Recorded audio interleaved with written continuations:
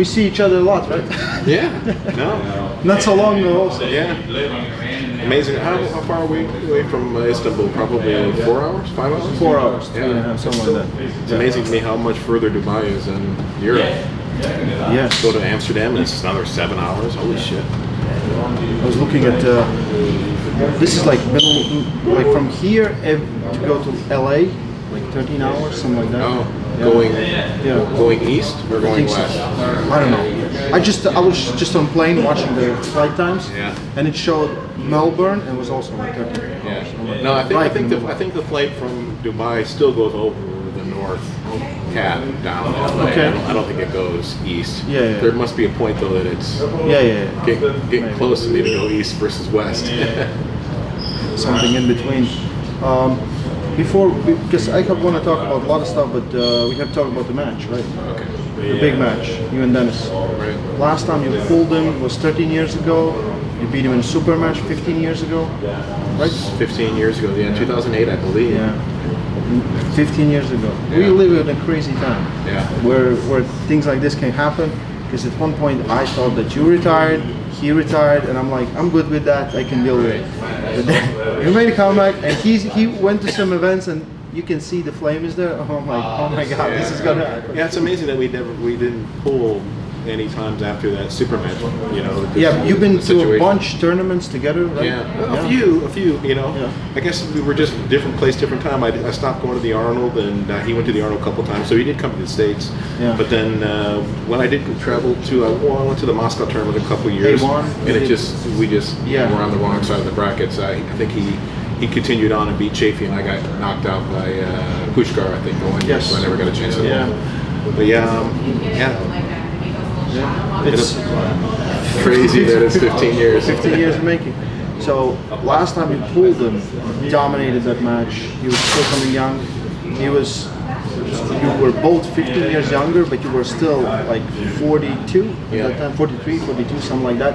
And he was in his 20s probably, early 24, 20s. something like that. Yeah. Was he bigger than he is now? Oh, he was bigger. Bigger? No, yeah, of course. It was laughable. And you were smaller, right? I was maybe 10 pounds lighter, 10, 15 pounds lighter. I was about 2 1/4, I think, for that particular match. Now he's more chiseled down, you know. Oh, I was or he was? He was. Yeah, he was a bigger, he was a bigger individual. Yeah, I think he was more into the weights. Yeah.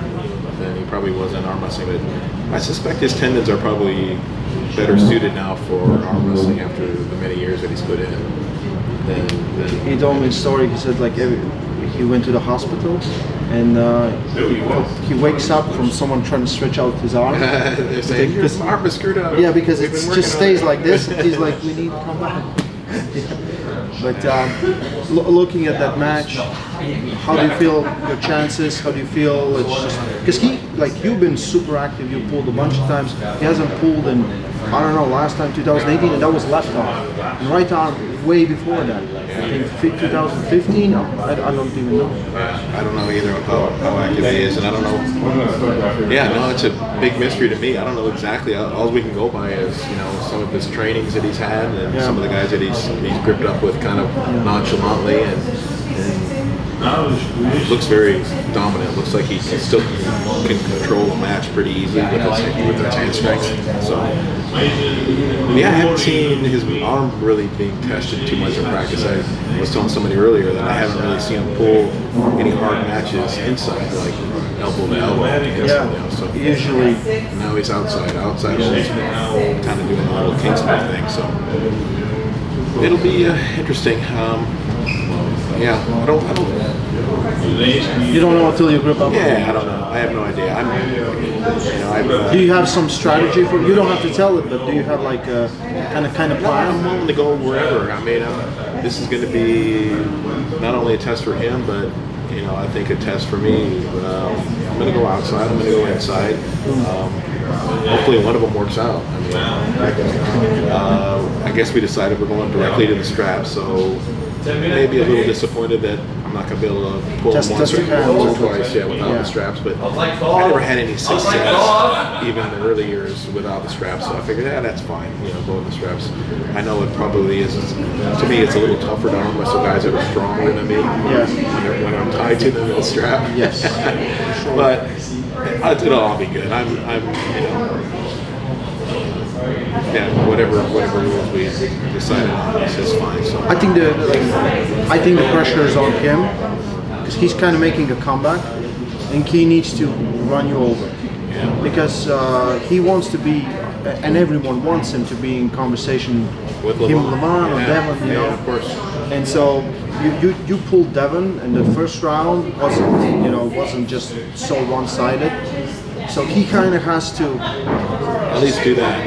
Yeah. And I think this kind of takes the pressure away from you, so you can experiment, try to figure out. Because he's definitely strong. He's definitely really, really strong. Yeah.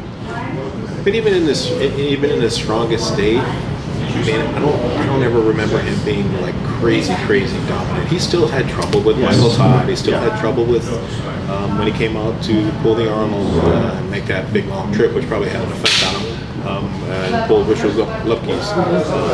He had a problem. So, even when he's in his best form, I think I'm still in the conversation to maybe give him troubles. So I'm hoping that's the case, and he just won't me right now. But physically, how do you feel? The honest answer. Classic. Well, the honest answer is I really don't know. I haven't really tested my hand and wrist. I kind of messed up my hand and wrist not arm wrestling. They're so healing. It's so stupid. And it was almost 4 weeks ago. I thought it would be healed by now, but bothers you a little. Joints don't heal. That's why I'm also kind of happy that it's going directly to the straps. Hopefully that'll support that. I won't have to rely on locking that thumb muscle down, but I kind of messed up. The lower part of my wrist got jammed, and as you're running a snowmobile, it's like this. So that knuckle on my thumb knuckle on this pad is still sore. But I'm hoping it doesn't affect me. In the straps, I should take it away. I should. As long as my cup's there, and I can still somewhat. As long as I can pronate without it hurting, I should be fine. But other than that, I feel really good. I've been, super high intensity super matches, so the tendons, I think, can't be any stronger than I've built them to this point. My last 3-4 matches have all been really tough matches on me. So I think I've gotten stronger from them. You're the only guy that will have a match, and you're like, that was also a practice. That was awesome. Yeah, it was an awesome training session. Yeah. So my upper arm feels good. My forearm feels good. The shoulder's been actually feeling better. I got stem cells 2 months ago, and it's not cured, but I can tell that there's sometimes takes longer. It's going to take some time. Yeah, maybe. But I can feel the changes. I feel differently. That is really good. And my whole, maybe I don't know, maybe it's some placebo effect. My whole body actually feels better lately than it has in the last few months. As far as bending down to tie my shoes, just overall arthritic. Doesn't matter what it is. It's good that it's the inflammation's not as bad as it was. It also, stem cells also take down the inflammation in the whole body because they're just, Yeah, no, I'm feeling it. Yeah, I feel a little more mobile. So the next thing is like, when will it be enough? Do you feel like it's coming, or you feel like no? It's like I still enjoy it. I still like it, and there's still guys to pull. Yeah.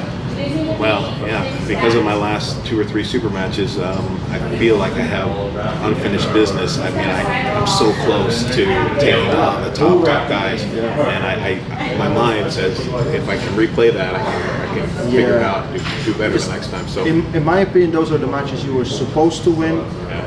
I need to make them right. Yeah, you need to make them right. So we'll see. I'm a little burnt out right now. I've gotten to the point where I do need to take a deep breath and a breather, and I'd like to live the lazy life that I was used to for the last 5 years in retirement of just being sloppy and drinking beer and partying and not being so obsessed with trying to be the best you can be as far as an arm wrestler. I don't know if any of that stuff matters, but I've kind of trying to use every angle now as I've gotten older to make sure that I'm as best as I can be.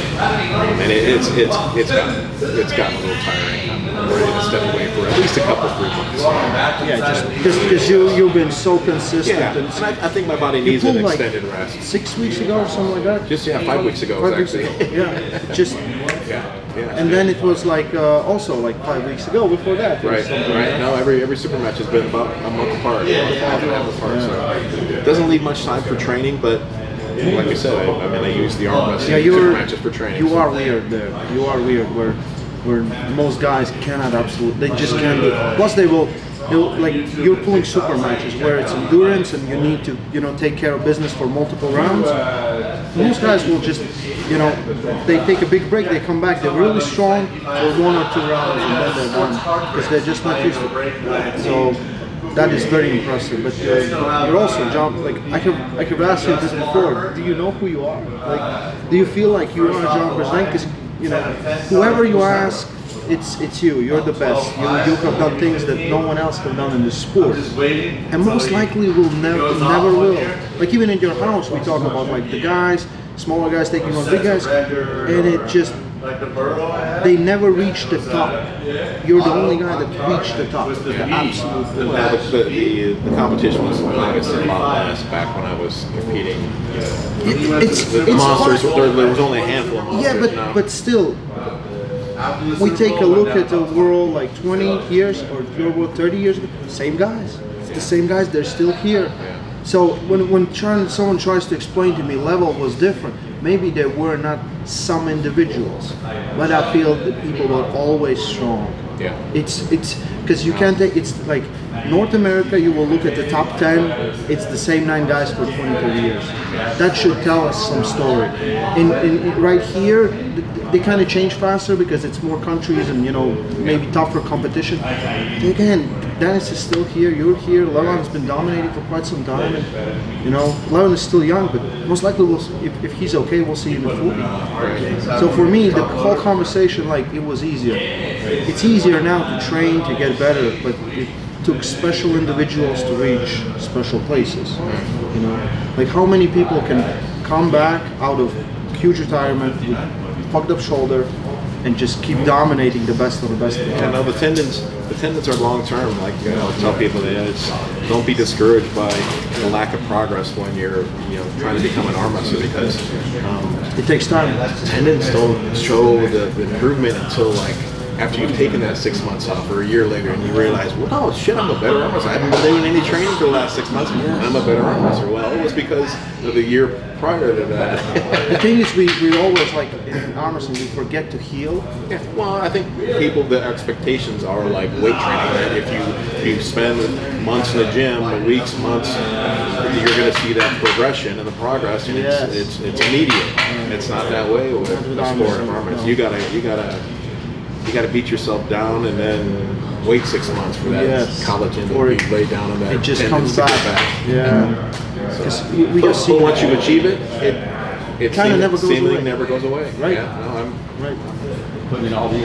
Because you're not pulling like regularly, even in practice. Like your home, we're like, when did you practice last night? Like, yeah, we did. Dustin came. We did like 20 minutes, then drink some beer. Right. Like that's it. That's all it takes. So I mean, if you're, I don't know. I've never believed that all the extra. I can't knock and say that nobody should train. Nobody should be in good shape and maybe weightlifting, but I just never really saw the transfer to the table that much. And maybe I'm wrong, but when people talk about percentages of how much better they are or weaker they are of their peak cells, we talked about this earlier, they are always talking about weight training. The only thing that's gaugeable. Well, as an arm wrestler, they're still 100%. I guarantee they're really close to 100% probably, unless they were on a drip for years in the hospital and didn't do anything. And even then, I think their tendons would probably come out of that coma with just as strong as they were. People like measurable things. Yeah. And arm wrestling is not measurable, so they're trying to make it as measurable as possible. I always say like arm wrestling weird is like you're just beginner. So you start pulling, tendons hurt like hell. You can't do anything, you know. So you think, okay, at least I'm going to go to gym and train on things where I was weak, and you're actually hurting yourself because you're not recovering, you know, or you're doing too heavy training, you know. You can do like I think Devin has kind of good balance of it, where he does a lot of table time and also sometimes does big weights, but mostly he does repetition weights, you know, where he's recovering, and he has developed weird type of arm wrestling. If I was going to use that theory of percentages of what I feel my percentage strength is now compared to when I was in my 20s and 30s. Well, back in my 30s, when I was training in the gym, I could bench 400. I could probably knock in 100 pounds off the rack. Does that mean I'm only 25% of myself as an arm wrestler? Exactly. It's ridiculous. It's ridiculous. With arm wrestling, it's you get on like people think it's finger, you know, but it's a combination of everything, and we can't measure everything. Right? That's the. I think it's going to take time until, you know, we develop technology, and when we can see all the forces going through. Because arm wrestling is not just people think it's still bicep curls or wrist curls. It's a big combination. And you were kind of weird with your training, where you, like from the stories I have heard, where you would put yourself in positions where it's always hard, and you work out from those positions. Like Devin's evolved to that finally. Yeah. Yeah. And I remember Todd's like, every time I go home from practice, he's like, I think I can beat him. I feel like I can beat him. And he said, I go next week in the same place, you can't beat him. He's like, why? And then he changed something, and again, I feel like I can beat him. It's like, and then I figured out John's just giving me something so he can work. Was always that mentality? Or it kind of developed? No, I mean, I would use, Kevin Bongar said I would use arm wrestlers as pawns. Yeah. Which that is true. I mean, I would use people to get better, and everybody brought a different strength to the table. So you know, that's why I always said as many different arms as you can find, because you can fall into a bad groove if you're always just training with one person. So yes, always training with top rollers. Wait till you encounter a hook. Because you're expecting threat to be from one side, and it just comes like this. And it depends on what kind of pressures that your opponent is applying. I remember when I first moved to the East Coast and started training with Dave Penn, he would school me constantly on that wrist wrestling table. It's not that I got any stronger, it's just I got used to the moves and the directions that were going on with that system. So yeah, a variety of arms is super important to be well-rounded for a tournament situation. Would we see like the best good club? You know, good club. That's what you need. A lot of different pulling styles, and then you can develop really good gems. You know, so I always, you know, when I go to walk, you can see the countries will have one big influence. If it's one big club, or maybe two influences, two separate clubs, and they will have the same pitfalls. All the armies will have the same pitfalls, because, you know, they're used to doing one thing from one kind of threat, and the best ones are those who can kind of adapt to everything that has a good mix, which is hard to find. Right? Once you at least reach the level, then you need to leave your country and start going to other countries and bigger tournaments and better experiences, and the guys that are. Did you, because you did a lot of travel, right? Did you want it to be the best, or it was just, you know, just like I want to challenge myself? But was there like I want to be the best? It just naturally came pretty quickly to me. You know, once I started just competing a lot. I don't know if I really had that. Or it was drive. just you encountered something that you like, someone who was not stronger but just better. You just couldn't figure it out, and that was the driving factor for you. I never looked at it that way. I just enjoyed it. I was successful enough to have it keep drawing me in. You know, it's like any sport, I guess. If you hate golf, but once you start becoming a good golfer, you want to just play golf all the time, and it's just a natural progression that I got really good at arm wrestling, because I put myself out there and I experienced everything that could be experienced, as far as, you know, going to the tournaments and seeing what was out there in the country, and then eventually throughout the whole world. So, but yeah, no, I never had any deal of the idea or the focus that I needed to have that recognition as the title has been number one. Every new tournament every new tournament was a new fun challenge, and early on I started treating it like a business. It's like it was my part-time hustle. It was my hobby to go. I mean, if I wouldn't go just to arm wrestle, I wasn't. It would be, Leonard Denise had something at a casino, and there was $1,000 to be had that weekend. Hell, why not? I'm not doing anything this weekend anyway. I might as well jump on a plane. You took it a little seriously because there's money online. You're like, okay, this will help. So it's an interesting driving factor where all the things came from, but it's such. You've been armwrestling for more than 4 decades, pretty much, right? You've seen all the different times, and this is a weird time. How do you see this play out?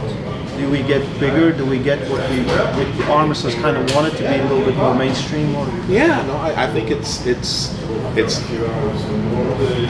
sustaining itself. It's the first time that it's actually being supported by paying for itself. Yeah, paying for itself. I mean, before it was always the hustle of trying to get sponsors on board and never being able to produce what you promised them, and they would last you a couple 3 years. But now, because of the YouTube and the internet, it's self-supporting. There's enough fans that enjoy it and are participating in it now where you can produce these type of things. So I think it can evolve from there. I mean, I don't know if it's going to be UFC anytime soon, but sure is on going somewhere where it's going to be, I don't know, maybe TV deal or something that another big thing will come. I think arm wrestling. I mean, I think more kids probably arm wrestling than any other of the sports, the big sports that are going on. I mean, I know as a kid, there was a couple dozen kids in grade school and high school that were arm wrestling all the time. So I mean, the participants are out there.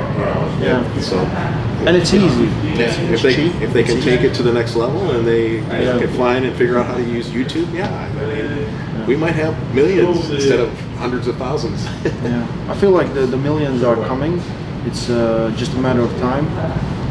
It's like you said, it's a weird time because, like previously, we really needed sponsors, right?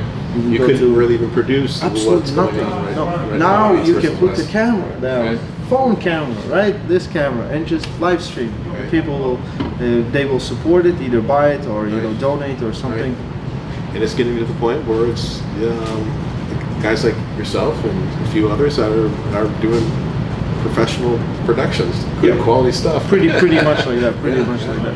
It's I'm just waiting till more competent people will come into the sport, like people that make like good videographs that make better, someone storytellers that make it better, and it's just gonna be just huge expansion because then it will be good quality. Even with quality. Even with East versus West, I mean, from the first one to 9, 6, 7, there's improvement. Every version there's an improvement. First was terrible. First was terrible. Because I got there. It was Hermes pulling Matt Mask, and then we live stream it there, and it's like, can you live stream it? I live stream on my channel. And I didn't have a microphone, I had a computer, and I was sitting down talking with this. It was working, half the time the feed wasn't working, and the audio was probably crap. Yes. And I was like, at one point, I'm like, Herman, change me. Herman Stevens comes and he's like sitting there. You can't see nothing there, you just can see there. And now we have 15 world-class super matches every time with everything, like replays and things. You had... You were involved in Over the Top, which is pretty much arm wrestling's most iconic move at this point. Can you tell me a little about that experience? Like, did they talk to you when they did the movie, or did they talk with some other people? I was so new to the sport. I mean, I was 21, 22 years old. I mean, my name was somewhat out there. I was beating some of the top guys, but I was still kind of super unknown. So nobody really came to me at that point, because I don't even know if I was expected to win. I mean, there's a few guys in that class that had a bigger, longer reputation than I did. Yeah. But perfect timing. I mean, if that was a year earlier, I would have, never had a chance. So yeah, just incredible timing for me as an arm wrestler. But I mean, it was probably the initial introduction to the world that there's this crazy thing that they're doing in the United States and Canada that's called arm wrestling, right? Yeah. I mean, I don't know if the reach was. I mean, we had WAF, I think, before then, but it was so small. I mean, but yeah, I credit Over the Top as kind of the device that really opened the world. 5 years old when I saw it. 5 years old, 95. It was 87 movie, and I remember it was like usually like Sunday night they showed the movie, and everyone went to school and we arm wrestled the next day. Right. Just first class or something. And every time they re-show it, everyone would arm wrestle more and more and more. So it definitely helped, and it's kind of weird thing. Well, see you later. Right, Alligator. That's it. I don't even. I want to happen.